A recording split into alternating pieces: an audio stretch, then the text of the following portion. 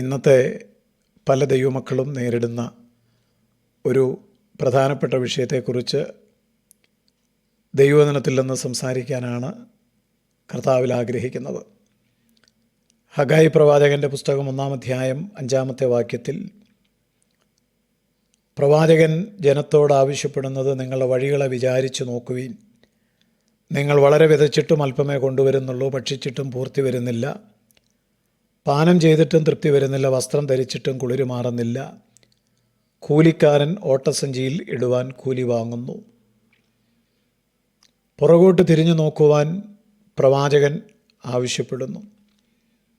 പ്രവാസികളായിരുന്ന Israel മക്കൾ പ്രവാസത്തിൽ നിന്ന് യെരുശലേമിൽ വന്നത് ഒരു പ്രത്യേക ലക്ഷ്യത്തോടു കൂടിയാണ്.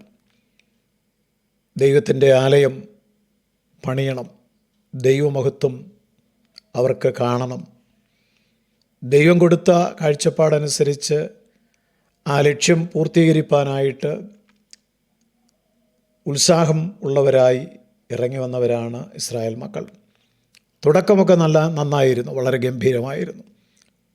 വലിയ ഉത്സാഹം എല്ലാവർക്കും ആരംഭത്തിലുണ്ടായിരുന്നു. എന്നാൽ കാലക്രമേണ അവരുടെ ഉത്സാഹം കെട്ടടങ്ങി.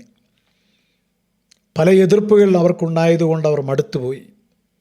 പലതരത്തിലുള്ള ഭീഷണികളുടെ മുമ്പിൽ അവരുടെ ഹൃദയം ഭ്രമിച്ചുപോയി.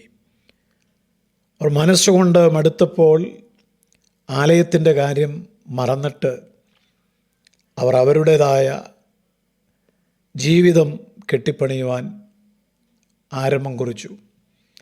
അതുകൊണ്ടാണ് 1-ാം അധ്യായം ഹഗായി പ്രവാചകൻ 1-ാം അധ്യായം 2-ാമത്തെ വാക്യത്തിൽ ജനം പറയുകയാണ്, ആലയം പണിയുവാനുള്ള കാലം വന്നിട്ടില്ല, കുറച്ചുകൂടെ കഴിയട്ടെ, അല്പം കൂടെ കഴിയട്ടെ, സമയം കിട്ടും, ഇപ്പോഴതിനുള്ള സമയമല്ല. ദൈവത്തിനു വേണ്ടി ജീവിക്കുവാനുള്ള സമയമല്ല, ദൈവത്തെ വിളിക്കുവാനുള്ള സമയമല്ല, ദൈവം ഏൽപ്പിച്ച കാര്യങ്ങൾ ചെയ്യുവാൻ അല്പം കൂടെ കഴിയട്ടെ, സമയം എന്നൊക്കെ ചിന്തിക്കുന്ന ആളുകൾ. എന്നാൽ ഹഗായി പ്രവാചകൻ അവരോട് ചോദിക്കുന്നു, ഈ ആലയം ശൂന്യമായിരിക്കെ നിങ്ങൾക്ക് തട്ടിട്ട വീടുകളിൽ പാർക്കുവാൻ എങ്ങനെ കഴിയും? ഇവിടെയാണ് വിഷയം. ദൈവത്തിൻ്റെ കരം പ്രതികൂലമാകാൻ തുടങ്ങിയാൽ, ദൈവസന്നിധിയിലെടുത്ത തീരുമാനത്തിൽ നിന്നും സമർപ്പണത്തിൽ നിന്നും ആരെങ്കിലുമൊക്കെ എന്തെങ്കിലുമൊക്കെ കാരണങ്ങൾ കൊണ്ട് മടുത്ത് പുറകോട്ട് പോയിട്ടുണ്ടെങ്കിൽ, തൃപ്തിയില്ലാത്ത പരാജയപ്പെട്ട ആത്മീക അനുഭവങ്ങളായിരിക്കും നമ്മുടെ മുമ്പിൽ കടന്നു വരിക എന്നുള്ളത് മറന്നു പോകരുത്. ഒന്നിലും ജയം പ്രാപിക്കുവാൻ കഴിയാത്ത അവസ്ഥകളുണ്ടാവും. ഇന്നും ചെയ്യാനുള്ളതെല്ലാം ചെയ്യുന്നുണ്ട്, പക്ഷേ പലർക്കും ജീവിതത്തിൽ ഒരു ജയകരമായ അവസ്ഥ ഉണ്ടാകുന്നില്ല. ബൈബിൾ വായിക്കുന്നു, ബൈബിൾ പഠിക്കുവാൻ സഹായിക്കുന്ന സന്ദേശങ്ങൾ യൂട്യൂബിൽ നിന്ന് കേൾക്കുന്നു, മീറ്റിങ്ങുകൾക്ക് മാറി മാറി പോകുന്നു, ആത്മീയ പ്രവർത്തനങ്ങൾക്ക് ആവോളവും സഹായങ്ങൾ നൽകുന്നു. നല്ലത്, എല്ലാം ചെയ്യുന്നുണ്ട്, അവർ ചെയ്തതുപോലെ വിതയ്ക്കുന്നുണ്ട്, പക്ഷേ ഫലം ഉണ്ടാകുന്നില്ല. ഇതൊക്കെ ചെയ്തിട്ടും പാപത്തെയോ കോപത്തെയോ ജയിപ്പാൻ കഴിയാത്ത പരാജയപ്പെട്ട ജീവിതം നയിക്കുന്നവരോടാണ് ഇന്നത്തെ വചനം.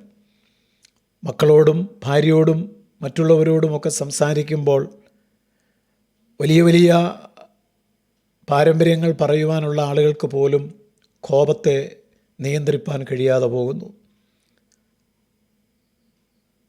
സൗമ്യതയില്ലാതെ പെരുമാറേണ്ടി വരുന്നു. അനീതി ആരെങ്കിലും ചെയ്യുമ്പോൾ ദൈവവചന പ്രകാരം അതിനെ കൈകാര്യം ചെയ്യാതെ ജഡികമായ മാനുഷികമായ നിലയിൽ പ്രതികരിക്കുന്നു. ഇതൊക്കെ ഇസ്രായേൽ മക്കളുടെ ജീവിതത്തിൽ വന്ന അതേ അനുഭവങ്ങളുടെ തനിയാവർത്തനങ്ങളാണ്. അതുകൊണ്ട് പാപത്തിൻ്റെ മേൽ ജയം പ്രാപിക്കുവാൻ കഴിയാത്ത അസംതൃപ്തമായ ഒരു ജീവിതമാണ് നമ്മുടെ ജീവിതമെങ്കിൽ നമ്മുടെ വഴികളിലേക്ക് തിരിഞ്ഞു നോക്കേണ്ട സമയം അതിക്രമിച്ചിരിക്കുന്നു. ഇസ്രായേൽ മക്കൾ അവരുടെ വഴികളിലേക്ക് തിരിഞ്ഞു നോക്കി. അവർക്ക് മനസ്സിലായി ദൈവസന്നിധിയിൽ അവർ കാണിച്ച അവിശ്വസ്തതയുടെ തിക്തഫലങ്ങളാണ് അവർ അനുഭവിക്കുന്നത് എന്നുള്ളത്. അവർ മടങ്ങിച്ചെല്ലുവാൻ തീരുമാനമെടുത്തപ്പോൾ കർത്താവ് പറഞ്ഞു, ഇന്നു മുതൽ ഞാൻ നിങ്ങളെ അനുഗ്രഹിക്കും. എന്നാണോ നമ്മൾ തെറ്റിപ്പോയ വഴികളിൽ നിന്നും തിരികെ ശരിയായ വഴികളിലേക്ക് തിരിയുവാൻ കാലെടുത്ത് വയ്ക്കുന്നത്, അന്നു മുതലാണ് ദൈവം നമ്മെ വീണ്ടും ചേർത്ത് നമ്മിലൂടെ തൻ്റെ മഹത്വവും പ്രവൃത്തിയും വെളിപ്പെടുത്തുവാൻ ആഗ്രഹിക്കുന്നത്. നമ്മെക്കുറിച്ചുള്ള ദൈവത്തിൻ്റെ ലക്ഷ്യം, ആ ലക്ഷ്യത്തിലേക്ക് നമുക്ക് എത്തിച്ചേരണം എന്ന് ആഗ്രഹമുണ്ടെങ്കിൽ നമ്മുടെ വഴികളിലേക്ക് നാം തിരിഞ്ഞു നോക്കണം. നമ്മുടെ പരാജയങ്ങളിലേക്ക് തിരിഞ്ഞു നോക്കണം. നാം മനുഷ്യരോടും ദൈവത്തോടും അവിശ്വസ്തരായി നിന്ന നമ്മുടെ അവസ്ഥകളിലേക്ക് നാം തിരിഞ്ഞു നോക്കണം. എല്ലാം യാന്ത്രികമായി നാം ചെയ്യുന്നവരാണ്. സഭായോഗങ്ങൾ, ഇടമീറ്റിങ്ങുകൾ, ഉപവാസ പ്രാർത്ഥനകൾ, ഇതിലെല്ലാം സംബന്ധിക്കുന്നു എന്നുള്ള ഒരു സംതൃപ്തി മാത്രമാണല്ലോ നമുക്കുള്ളത്. യഥാർത്ഥത്തിലുള്ള ദൈവവചനം പറയുന്ന പാപത്തിൻ്റെ മേൽ ജയം പ്രാപിച്ചുകൊണ്ടുള്ള ഒരു ജീവിതം ഇന്നും നമുക്ക് അന്യമല്ലേ? കാര്യവും കാരണവും കണ്ടുപിടിച്ച് ദൈവത്തെങ്കിലേക്ക് മടങ്ങിച്ചെല്ലാം. നമ്മെ അനുഗ്രഹിപ്പാൻ ദൈവം ആഗ്രഹിക്കുന്നു. ഒരു ജയജീവിതത്തിലേക്ക് നയിപ്പാൻ ദൈവം ആഗ്രഹിക്കുന്നു. കർത്താവേ, ജയാളികളായി തീരുവാൻ എല്ലാവർക്കും കൃപ നൽകണം. യേശു ക്രിസ്തുവിൻ നാമത്തിൽ തന്നെ. ആമേൻ.